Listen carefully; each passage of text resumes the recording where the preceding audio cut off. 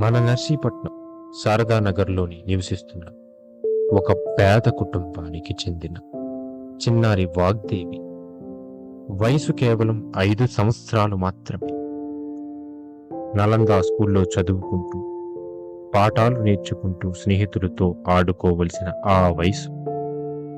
కానీ ఇప్పుడు ఆసుపత్రి మంచం మీద బతుకు కోసం పోరాడుతుంది. వాగ్దేవికి మల్టీ ఆర్గాన్ డిస్ఫంక్షన్ అనే ప్రమాదకరమైన వ్యాధి వచ్చింది. ప్రస్తుతం విశాఖపట్నంలో రెయిన్బో చిల్డ్రన్స్ హాస్పిటల్లో చికిత్స పొందుతుంది. అయితే ఈ చికిత్స కోసం 15 లక్షల నుండి 20 లక్షల వరకు ఖర్చు అవుతుందని హాస్పిటల్ యాజమాన్యం తెలియజేసింది.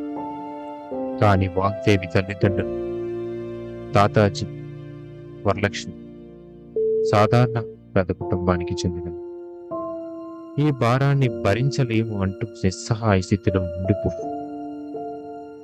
ఒక్కసారి ఆలోచించండి.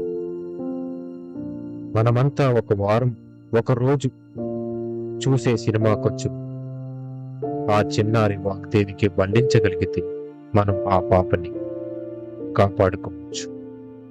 మళ్ళీ ఆ పేద ఇంట్లో చిరునవ్వులు చూడగలను. నేను నా వంతు సహాయం చేశాను. ఇప్పుడు మీ వంతు.